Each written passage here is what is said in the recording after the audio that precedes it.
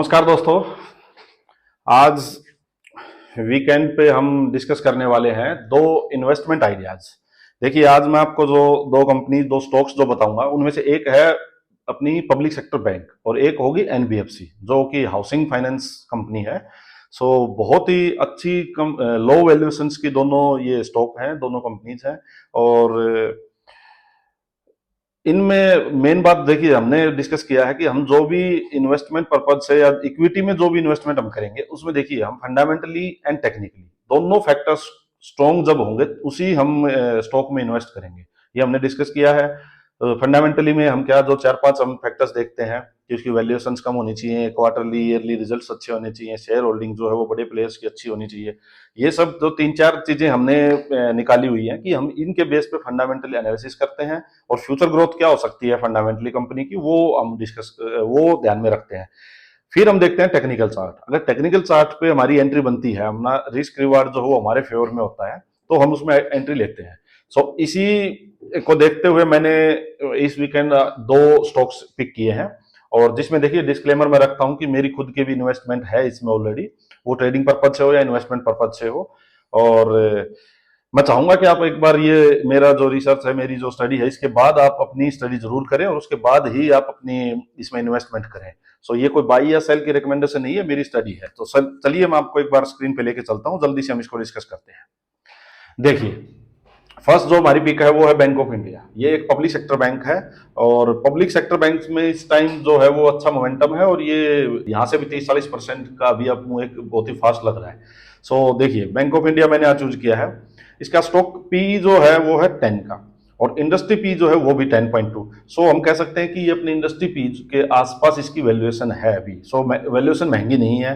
इसका ROC ROE जो हम डिस्कस करते हैं देखिए 4.2, आरओई जो है 6.3, ईपीएस जो हो 15 की आ रही है, अर्निंग्स जो आ रही है इसकी वो 15 की आ रही है। सो अभी एक बार इसका हम क्वार्टरली रिजल्ट डिस्कस कर लेते हैं। देखिए क्वार्टरली रिजल्ट्स में हम देखते हैं, पहले इसका रेवेन्यू ग्रोथ देखेंगे, फिर इसकी ऑपरेटिंग जो प्रॉफिट होता है वो देखेंगे, नेट प्रॉफिट देखेंगे, ईपीएस क्या आ रही है वो देखेंगे।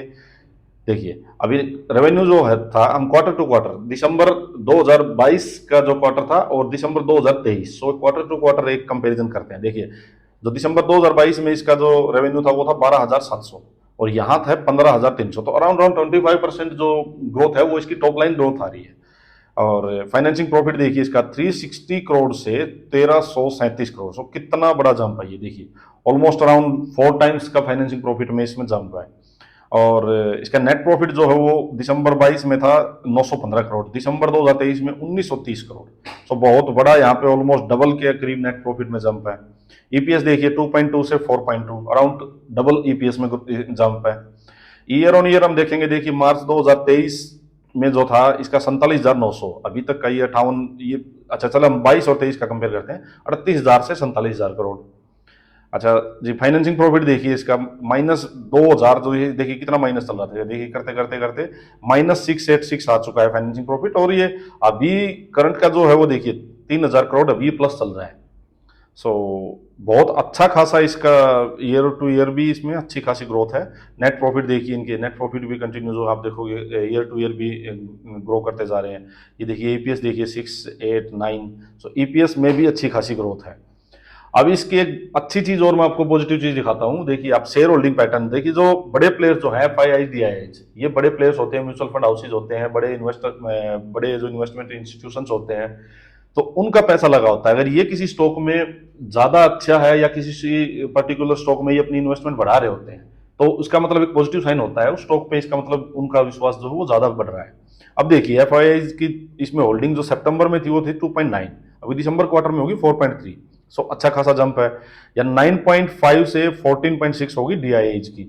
सो हम देख रहे हैं कि एफआईआई डीआईएच जो है वो भी अपना स्टेक जो है इसमें बैंक ऑफ इंडिया में बढ़ा रहे हैं। सो ये एक बहुत पॉजिटिव साइन है। ये फंडामेंटली हमने डिस्कस कर लिया, स्टॉक की फंडामेंटल्स में कोई इश्यू नहीं है, क्वार्टर टू क्वार्टर भी ईयर टू ईयर भी अच्छा खासा जंप चल रहा है। अब चलिए एक बार हम इसका टेक्निकल एनालिसिस कर लेते हैं। अब देखिए टेक्निकल एनालिसिस में ये जब यहाँ पे ब्रेकआउट दिया था ना, तो यहाँ कहीं हमने पब्लिक सेक्टर बैंक में 2-3 बैंक और भी हमने, bank of Baroda, union bank, ये सब का हमने एनालिसिस किया था और तो उस टाइम इनकी ये यहाँ पे थे।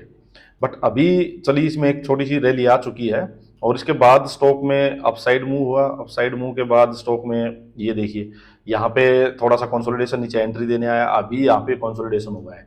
तो मेरे अकॉर्डिंग क्या है, अभी भी इसमें यहाँ से स्टॉक थोड़ा सा नीचे आया, अभी वापस ये अपनी मूव वापस इन्हें स्टार्ट करती है। सो मैं अभी भी अगर इसमें एंट्री लेना चाहूँ तो देखिए ये अराउंड इसका स्टॉप लॉस मान के मैं 129 128 और 140 अराउंड या यहाँ कहीं भी मेरे को एंट्री मिलती है तो मैं इसमें ऐड करना चाहूँगा। और मेरे को इमीडिएट जो टारगेट इसका लग रहा है, वो फर्स्ट टारगेट मेरे को जो लग रहा है वो देखिए, चलिए मैं आपको एक बार मंथली पे दिखाता हूँ इसका और अच्छे से क्लियर हो जाएगा। देखिए आप मंथली में इसका क्या बढ़िया, इसने बेहतरीन एक ब्रेकआउट दिया था, उसके बाद ये एंट्री आई, ये फिर से अपना ट्रेंड स्टार्ट कर रहा है। और मेरे को जो इसका फर्स्ट जो अराउंड 200 के अराउंड 200 220 इस रेंज में जाके मेरे को इसका टारगेट लग रहा है। सो अभी भी यहाँ से 33-35% का मूव मेरे को क्लियर कर लग रहा है, इसमें कोई इशू नहीं लग रहा मुझे। सो देखिए फिर कह रहा हूँ, ये कोई रिकमेंडेशन नहीं है, बट ये मेरी स्टडी है। सो आप अपनी स्टडी जरूर करके फिर इन्वेस्टमेंट करना। सो ये मेरे को एक बैंक ऑफ इंडिया, फर्स्ट मेरा जो स्टॉक पिक है वो bank of India. Second stock pick हम चलिए देखते हैं, वो है मेरा एक एनबीएफसी कंपनी जिसका नाम है Repco home finance. Repco home finance क्या है, ये एक देखिए एक हाउसिंग फाइनेंस कंपनी है, हाउसिंग फाइनेंस कंपनी है और एक एनबीएफसी है। अब इसके बिजनेस सेगमेंट को हम एक बार डिस्कस करते हैं। ये क्या, इसका बिजनेस क्या है, ये क्या करती है, इंडिविजुअल होम लोन्स देती है और नंबर सेकंड क्या करती है, loans against the property. So housing finance company है, इंडिविजुअल होम लोन्स देती है और लोन अगेंस्ट द प्रॉपर्टी भी देती है। सो ये इसका बिजनेस है। अब ये मैंने पिक क्यों की है, इसका कारण क्या है, इसका कारण है इसका बहुत ही लो वैल्यूएशन, इसकी जो और जो हम इस हाउसिंग फाइनेंस कंपनी जो और 4-5 जो आप देखोगे उस उनके कंपैरिजन में इसका वैल्यूएशन बहुत सस्ती है। अब इसका स्टॉक पी जो है वो सिर्फ 7 का है और इसका इंडस्ट्री पी जो है वो 16.5 है। तो अपने इंडस्ट्री पीई से भी इसका वैल्यूएशन जो है, इसकी पीई रेशियो जो है वो हाफ से भी नीचे है। सो मैंने इसलिए इसको पिक किया है यहाँ पे। इसका देखिए आरओसी 9 का है, आरओई जो इसका 12.5 का है, इसकी ईपीएस देखिए कितनी बढ़िया है, 58.9, अच्छा खासा ईपीएस है इसका। अच्छा एफआईआई डीआईज की होल्डिंग देखिए, एफआई होल्डिंग 13.8, डीआईज की 19.1, मतलब अराउंड 33% इसकी एफआईआई डीआईज की होल्डिंग है। सो इस ये भी दिखाती है कि बड़े प्लेयर्स जो है वो इसमें काफ़ी इन्वेस्टेड हैं और अच्छे खासी शेयर होल्डिंग रखते हैं। अब इसकी चलिए हम क्वार्टरली रिजल्ट डिस्कस कर लेते हैं। अब क्वार्टरली रिजल्ट्स में देखिए दिसंबर 2022 में इसका 327 करोड़, इसका जो टॉप लाइन ग्रोथ थी वो 327 थी, अभी 387 है, तो अच्छा खासा जंप है टॉप लाइन में भी। फाइनेंसिंग जो प्रॉफिट है वो 95 से 133, ये भी अच्छा ये ना 109 से 133, सो अच्छा खासा जंप है यहाँ भी 109 से 133 फाइनेंसिंग प्रॉफिट में भी। अच्छा जी, अब इसका नेट प्रॉफिट हम डिस्कस करें तो देखिए दिसंबर 2022 में 81 था, 81 करोड़, यहाँ पे हो गया 99 करोड़, अराउंड आप लगा लीजिए 25% के अराउंड इसका नेट प्रॉफिट में भी जंप है। अच्छा एक जो मेरे को इसकी अच्छी चीज लगी वो आपको दिखाता हूँ। देखिए कंपनी की आपको मैनेजमेंट का आउटलुक भी देगा, ये कंपनी का मैनेजमेंट कितना सीरियस है और कंपनी सही डायरेक्शन में जा रही है नहीं जा रही है। देखिए gross NPA, non performing assets जो होते हैं, ये किसी भी बैंकिंग या एनबीएफसी सेक्टर के लिए बहुत इंपॉर्टेंट होते हैं उसकी हेल्दी ग्रोथ के लिए। अब देखिए 6.2% था दिसंबर 2022 में ग्रोस एनपीए। अब देखिए कंपनी क्या कर रही है, क्वार्टर टू क्वार्टर कैसे इसको कम करती जा रही है, 6.2 से लेके आई 5.8, फिर 5.5, फिर 4.9, फिर 4.7। सो आप कह सकते हैं कि अगर कोई कंपनी अपनी ग्रोस एनपीए को क्वार्टर टू क्वार्टर कम करती जा रही है, इसका मतलब अच्छा उसकी मैनेजमेंट की जो आउटलुक है, मैनेजमेंट का जो सीरियसनेस दिखा रही है कि हाँ कंपनी अच्छा कर रही है यहाँ पे। अच्छा नेट एनपीए देखिए इसकी, कंपनी के दिसंबर 2022 में 3.4 थे, अभी देखिए 3, 2.8, 2.1, 1.9। सो यहाँ नेट एनपीए में भी जो है वो डिक्रीज होते जा रहे हैं। सो ये एक बहुत ही पॉजिटिव साइन लगा मुझे। सेकंड इसकी चलिए ईयर टू ईयर हम देखते हैं revenue growth. Year two year देखिए दिसंबर 2022 में 1290 करोड़, 92 करोड़ था, अभी 1285 करोड़ है टॉप लाइन ग्रोथ। यहाँ पे ईयर टू ईयर जो है वो ज़्यादा जंप नहीं है, बट अभी जो भी करंट देखोगे आप देखिए 1472 करोड़, तो इसका रेवेन्यू ग्रोथ जो है वो अभी जंप इसमें इंक्रीज है। अच्छा यहाँ देखिए इसके फाइनेंसिंग प्रॉफिट में देखिए कितना अच्छा खासा जंप, 258 करोड़ से 402, बहुत बढ़िया जंप यहाँ पे। और अभी देखिए 500 पे के करीब चल रहा है। और नेट प्रॉफिट में जब देखिए इसका 192 था ये मार्च 2022 में 192, ये देखिए 296, नेट प्रॉफिट में कितना अच्छा खासा जंप है यहाँ पे। और अभी जो चल रहा है वो देखिए 369। और ईपीएस में ग्रोथ देखिए कितनी बढ़िया, ये 30 थी, यहाँ पे 47 हो गई, अभी 58 चल रही है, तो ईपीएस में भी अच्छी खासी ग्रोथ है। और शेयर होल्डिंग पैटर्न हमने देख ही लिया एफआईडीआईज का, देखिए इसमें 33% का स्टेक है। सो ये हो गया इसका फंडामेंटल। अब इसके एक देखिए एक और चीज़ मैं आपको दिखाता हूँ जो मैं आपको कह रहा हूँ। इसका ये अगर इसकी जो और जो इसकी कंपनीज हैं इसके इसी सेक्टर की फाइनेंसिंग से हाउसिंग फाइनेंस से जुड़ी जो कंपनीज हैं उनका देखिए आप पी रेशियो देखिए। जैसे उडको है काफ़ी अच्छा खासा, इसमें भी बहुत जंप है। देखिए इसका 19.7 है। अब देखोगे देखिए एल आई सी हाउसिंग है इसका 7.2 है। रेपको का देखिए इनमें सबसे कम है 7.05। और देखिए सबका किसी का 23, 29, 13। तो ये चीज़ मेरे को बहुत अच्छी लगी इसकी कि इसकी वैल्यूएशन जो है वो बहुत सस्ती है। अभी मैं आपको एक बार इसके चार्ट पे लेके चलता हूँ, टेक्निकल एनालिसिस, और हम जल्दी से ये कर लेते हैं इसका। अब देखिए हुआ क्या था, ये आपको मंथली चार्ट में दिखाई दे रहा है।